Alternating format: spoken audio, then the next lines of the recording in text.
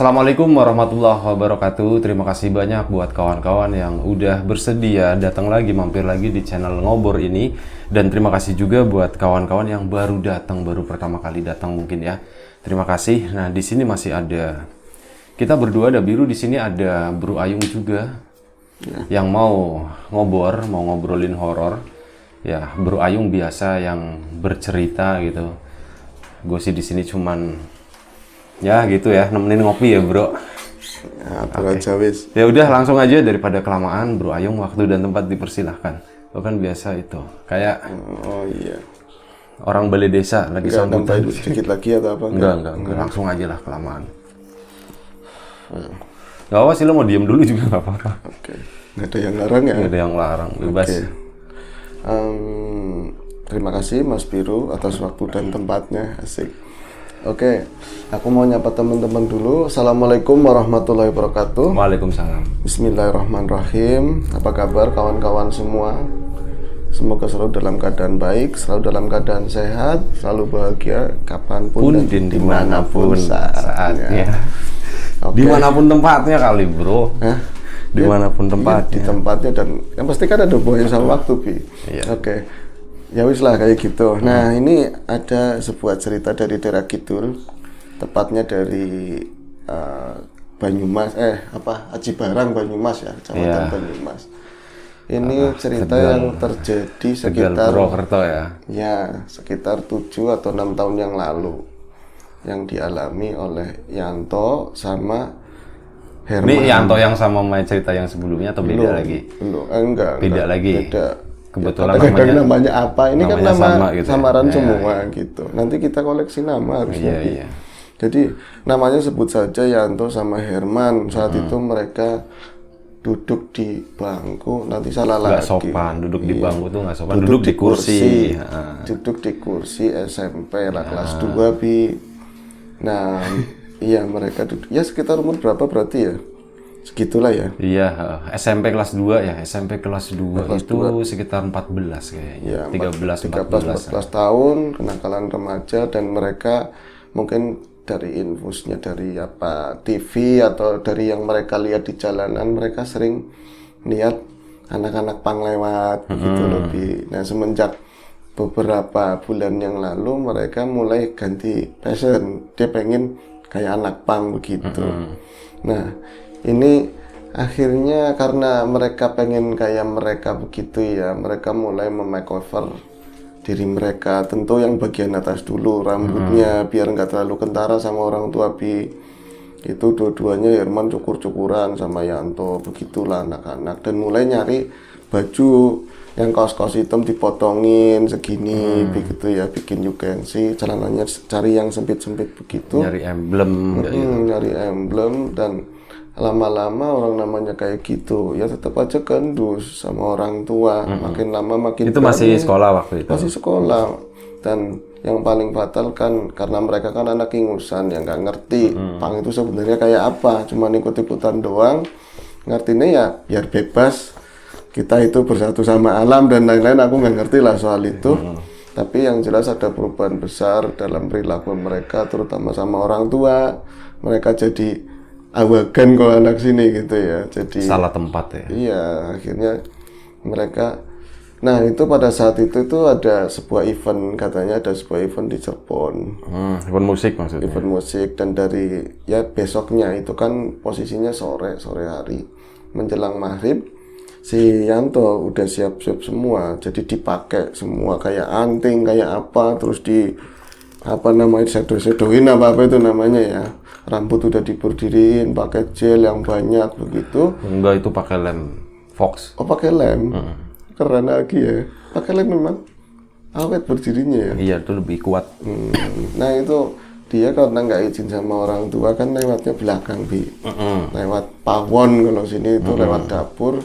Itu tahu-taunya udah diindus sama ibunya. Jadi dia mau keluar di samping pohon-pohon pisang begitu. Dia mau keluar, nanti kan bajunya di tempatnya Herman. Nah, Herman itu nggak ada orang tuanya karena orang tuanya itu Araban begitu ya. Jadi mereka orang tuanya kerja di luar negeri di Arab sana. Itu semua pernak-pernik dan celana itu udah dikumpulin tempatnya Herman. Nanti ketemuan di Jalan Besar Pantura Selatan bareng-bareng arak-arakan ke Cirebon begitu. Nah itu ketahuan sama maknya. Pangendi kok digituin. Wes ketumbukan saya ketumbukan ketahuan Konangan. konangan.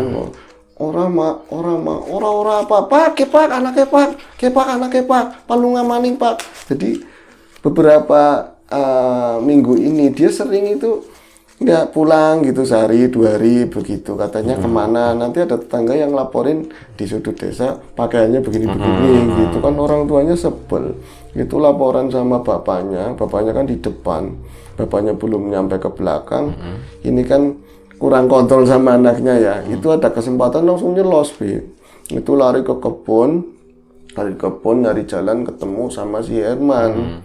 Nah ini kan tadi agak lumayan lama ketemu Herman bilang, "Herman sih kok digituin, kok lama banget gitu, ketumbukan katanya, konangan sama emak gitu, loh ini kan udah kelamaan kita, jangan-jangan orang-orang itu teman-teman udah pada lewat, terus priwe tanggung kalau misalnya kita udah kelewat, ya udah jalan sendiri aja," kata dia begitu. Akhirnya jalan itu, namanya anak kecilnya masih malu-malu di jalanan juga kalau ada orang ngumpet di mana begitu. Nah itu nyampe di pertigaan Pertelon begitu ada tukang ojek, udah cuek lah ini nggak kenal ini, nanya, "Aduh Pak, bocah-bocah yang kayak kami gitu, kami siapa? Aku rambutnya kayak gitu." "Iya udah pada jalan ke sana ngeliat nggak Pak?" "Wah dari tadi udah sejam ada kali," dibilang begitu. Nah akhirnya priwe maning ya mangkat, jangan sampai kita ketinggalan ada event besar begitu. Padahal Cirebon itu nggak ngerti di mana pokoknya kata seniornya kalau dari sini naik yang arah Jakarta udah, nah nanti ketemu Cirebon begitu. Nah itu akhirnya mereka nyebrang, mereka ngadang kayak truk atau pickup yang lewat di situ, ya jarang dapat emang karena itu kan jalur rapat begitu. Tapi sekitar setengah jam lamanya, udah malam jatuhnya, udah malam, mereka akhirnya dapat mobil pickup, itu letternya G, kayak kan sini Tegal ya. Tapi mereka nggak ngerti itu, yang jelas mereka boleh naik. Nah mereka mulai nyalain udut ya, dia mulai belajar ngerokok, walaupun bawa berapa batang, diirit-irit man, ini perjalanan kayaknya jauh, diirit-irit, iya toh, nanti kita sambung-sambungan aja sambil bawa air putih. Nah itu lama-kelamaan malam itu kan datarannya tinggi ya, tinggi kayak tempat. Ini berarti dari daerah sana Banyumas, Aji Barang situ ya. Nanti kan ke sini arahnya nanti ya, itu makin dingin, atis ya man. Atis banget ya gini.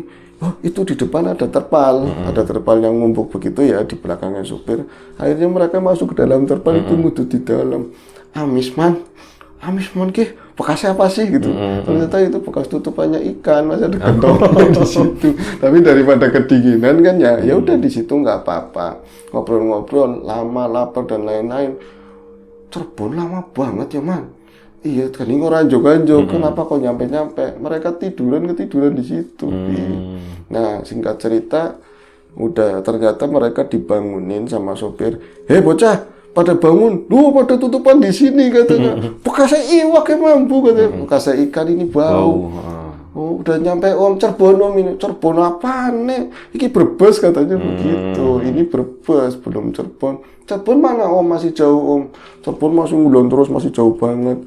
"Piye man, tetap mudun, kita turun ganti mobil lagi, nyari mobil gitu." Nah mereka kira turun, nah mereka nungguin mobil ke Brebes sana kan Pantura Utara udah mulai rapat lagi mobil jarang ada yang mau berhenti kan, diadang begini, apalagi mereka penampilannya kayak gitu, nggak dapet dari seperempat jam ditungguin ngerokok lagi, nyari puntungan begitu, ada aqua bekas diminum. Saya yang ini sayang, nanti Cirebon masih jauh mungkin bayangan mereka.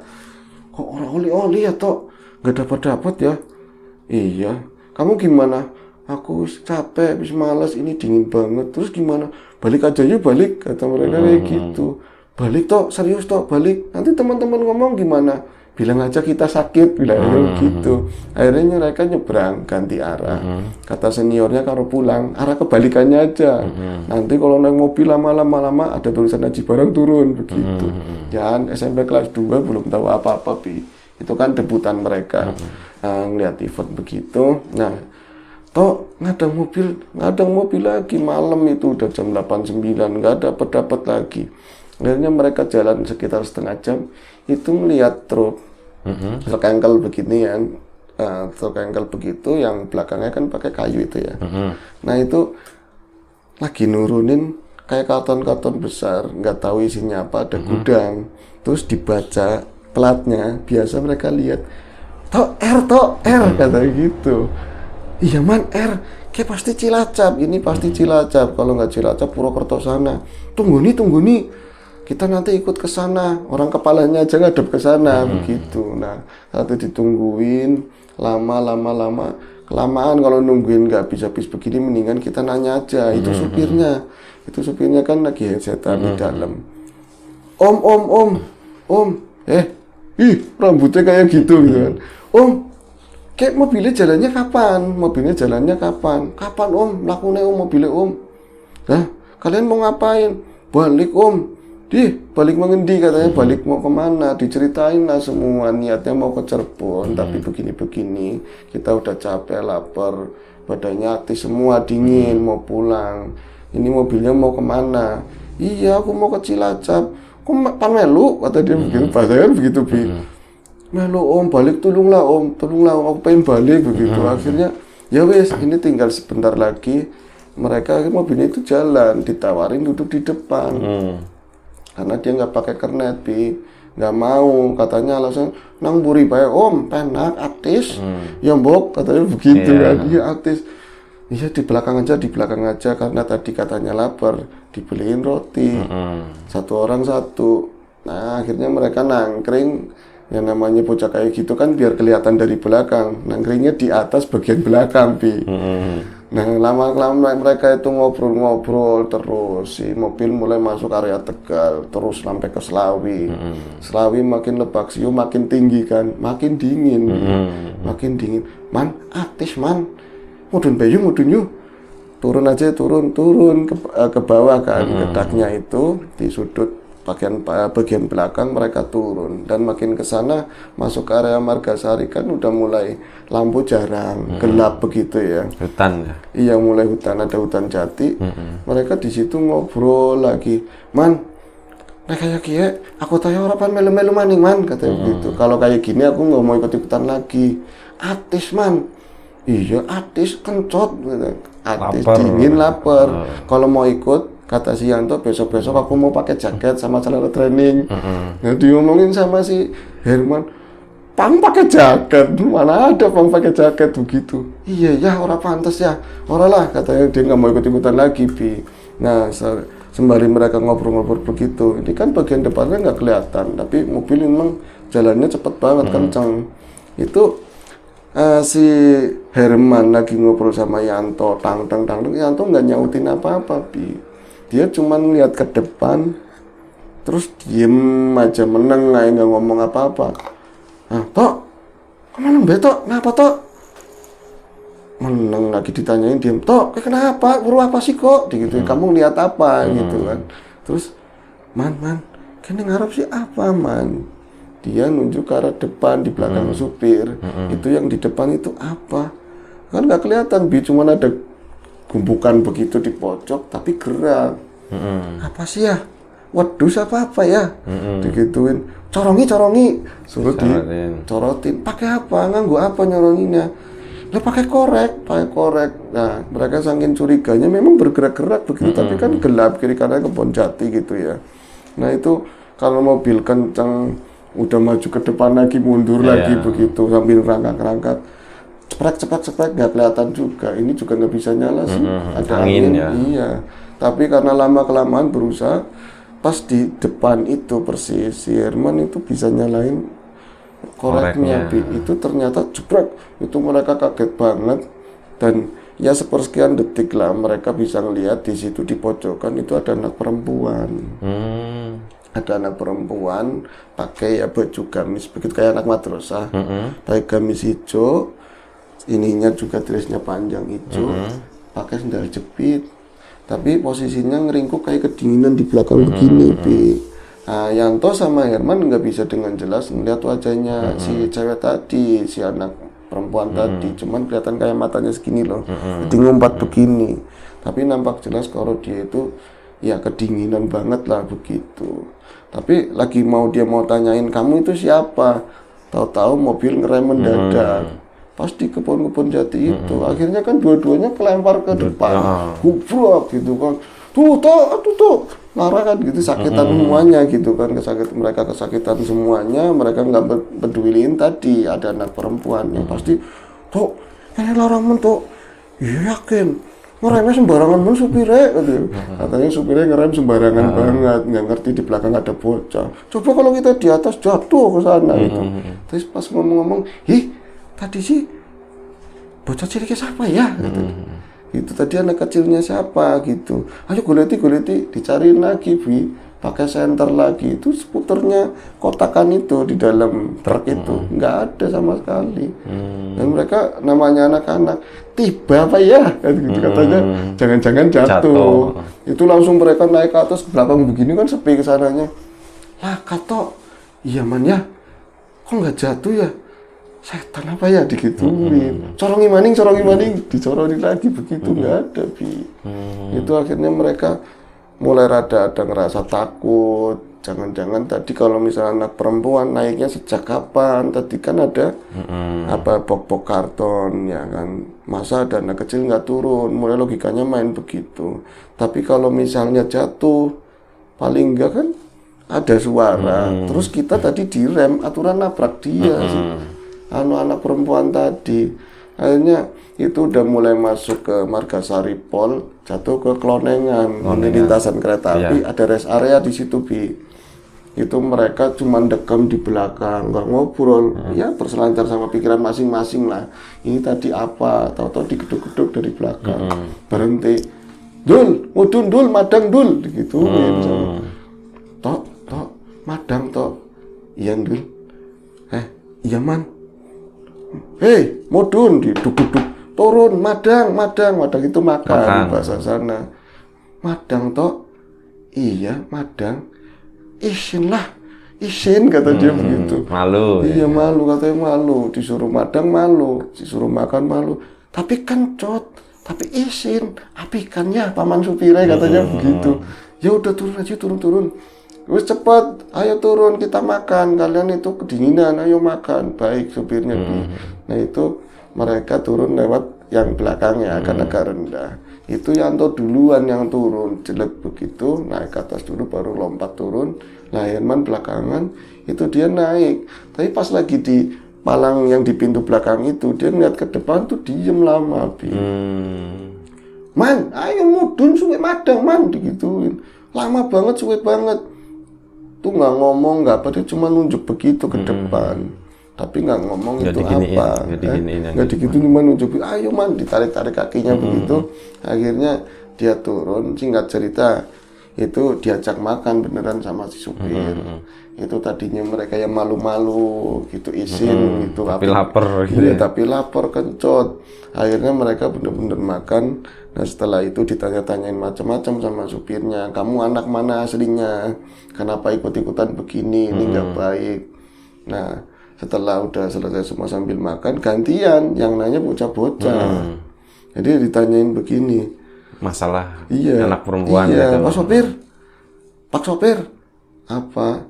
Pak Sopir tadi bawa bocah kecil katanya begitu. Bocah kecil, bocah wadon yang buri katanya begitu. Ada anak kecil di belakang. Emang Pak Sopir bawa anak kecil di belakang?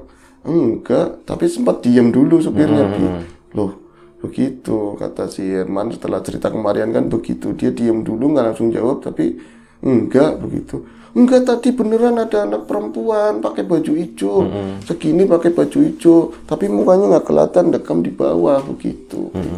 Mau ngade? Enggak. Ayo udah ganti aja, mumpung lu bilang kayak gitu. Ya. Ganti dulu, bukan ganti di restart. Nah, yuk. Boleh lanjut lagi. Sebentar, Pi. Tadi sampai itu ya, lagi makan ya. Aku ritual dulu, Pi. Lagi makan, lagi nanya-nanya gitu kan. Itu Sorry ya kawan-kawan, ini emang prosedurnya begini, harus begini. Nah itu ditanyain, ada anak perempuan di belakangnya sampean, man. Panggilnya kan man supir, di belakangnya sampean, man. Tapi begini kedinginan, anak perempuan. Itu supirnya nggak jawab, nggak apa, Pi. Ya toh, iya tapi tibu, katanya tapi jatuh pas ngerem tadi. Tapi jatuh nggak jatuh ya. Sampean bawa anak kecil, kenapa nggak ditaruh di depan? Akhirnya karena mereka bocah nanya mulu, udah dikasih makan nanya mulu, dia akhirnya bongkar. Dia cerita, jadi begini ceritanya bocah-bocah. Saya itu jadi supir udah lama. Nah, sekitar 3 tahun yang lalu, nggak sengaja dia nabrak bocah. Dia nabrak bocah, ya di daerah situlah. Selawing Idul sana. Daerah Margasarian situ loh. Iya, dia nyebrang pakai sepeda, pakai sepeda kayak mau madrasah begitu. Ya, kalau ceritanya si Herman, si supir itu berusaha buat nanggung jawabin semuanya.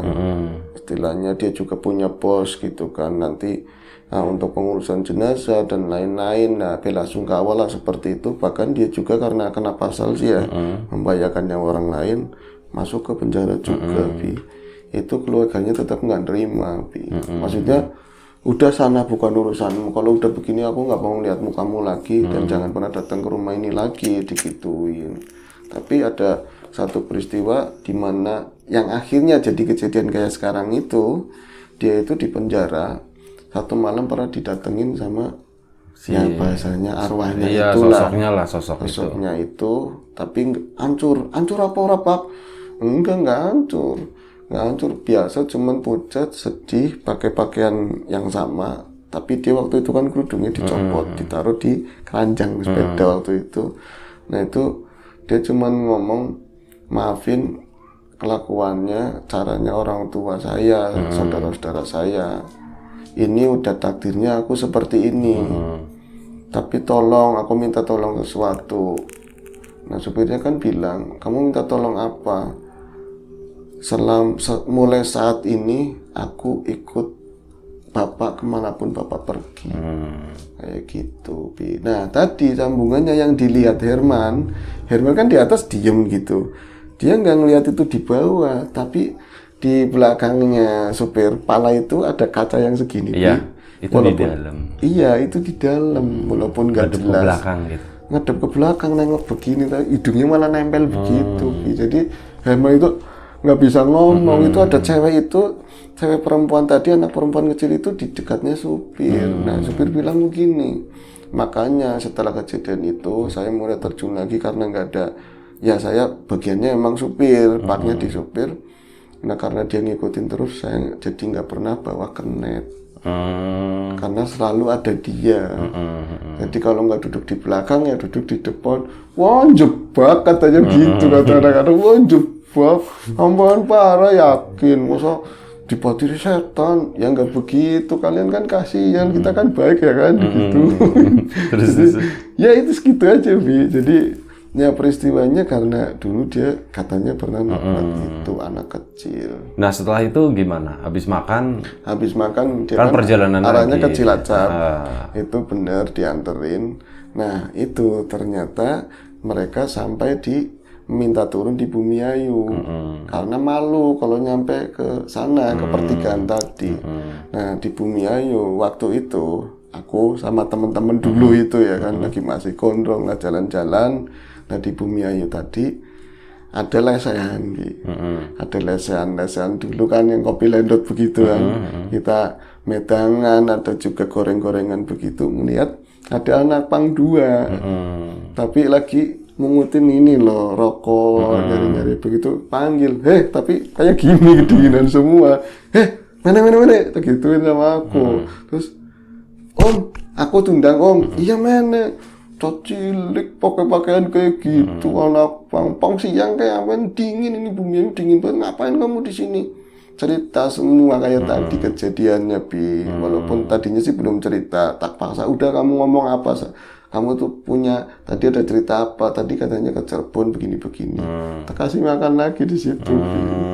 Tapi ya goreng-gorengan seadanya lah, sama mau rokok begitu. Tapi kita bilangin, Mbok ya jangan ikut-ikutan, kamu yang penting belajar, anak kecil ya belajar, itu ada masanya, itu pun kalau ngerti pang itu kayak apa, kasihan mak bapakmu, lagian kan dingin pakai pakaian kayak gitu. Iya mas, aku semen kata dia begini aja bisa pakaian gorengan. Nah dari situ mereka itu cerita, Iya, dan cerita itu di-share hari iya, ini. baru inget aku. Iya. Terus. Ya udah itu Herman, dan tapi namanya bukan itu yang jelas. Itu anak Aji Barang.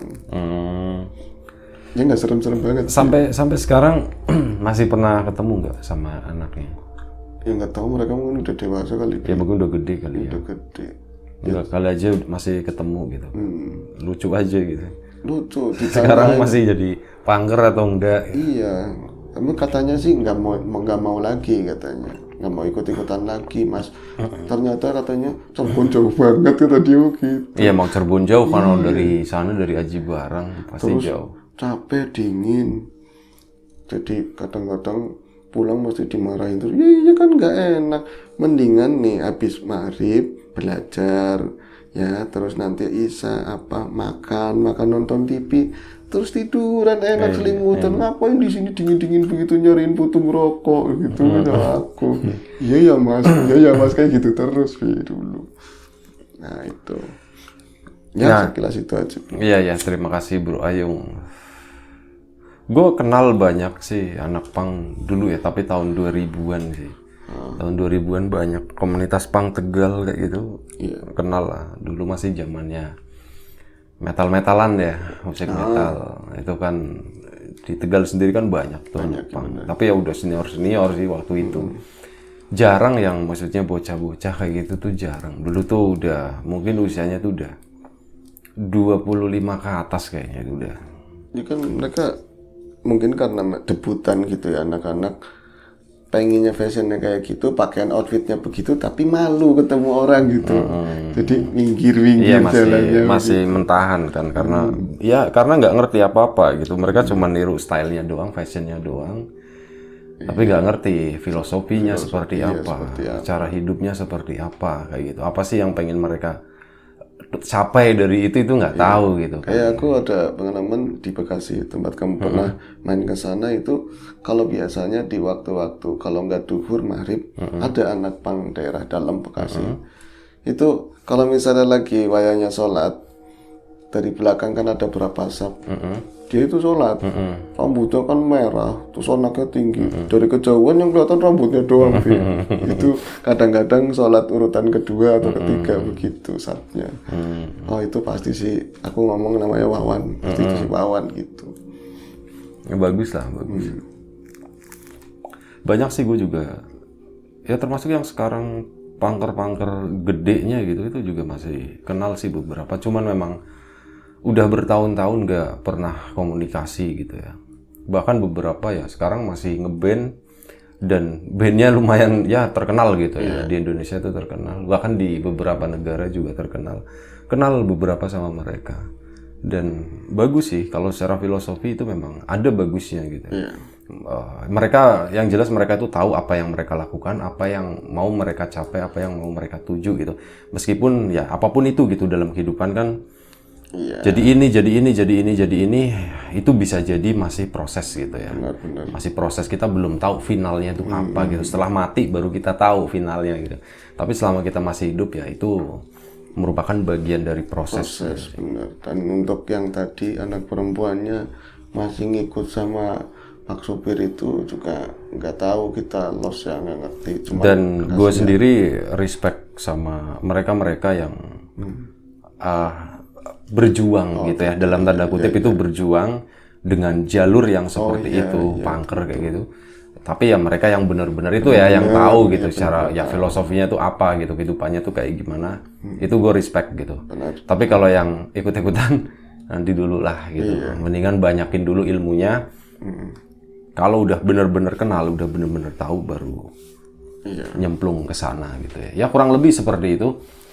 kita nggak mau ngobrolin banyak tentang ini ya, masalah punknya gitu, karena gue juga awam, Bro Ayung juga awam, sama-sama kita sama-sama awam, kita nggak tahu, tapi yang jelas Karena lu black metal. Aku iya, Gak, jangan dibocorin ya. karena kita anak black metal. Gue ya, lu bukan, lu anak pop gitu. Anak pop aja deh. Gitu. Terima kasih ya, itu tadi kita nggak mau ngomong, tapi kita big respect buat kawan-kawan punker di sana. Yang lagi berjuang gitu ya, terus berjuang, terus menyuarakan ya suara lantangmu gitu ya, kayak gitulah. Terima kasih buat Bro Ayung yang udah berbagi cerita-cerita yang cukup menarik. Kenapa dari tadi gue juga diem aja, gue pengen nyimak gitu ceritanya tuh kayak gimana.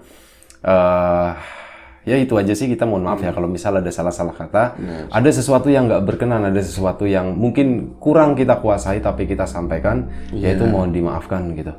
Pokoknya sesuatu yang nggak enak di mata, di hati, di telinga, di apalagi ya, di mata, di telinga, di hati, kawan-kawan semuanya mohon dimaafkan. Udah gitu aja. Terima kasih banyak sekali lagi, mohon maaf sebesar-besarnya sekali lagi. Sampai jumpa di cerita-cerita selanjutnya, di ngobor-ngobor selanjutnya. Jaga kesehatan kawan-kawan semuanya. Assalamualaikum warahmatullahi wabarakatuh.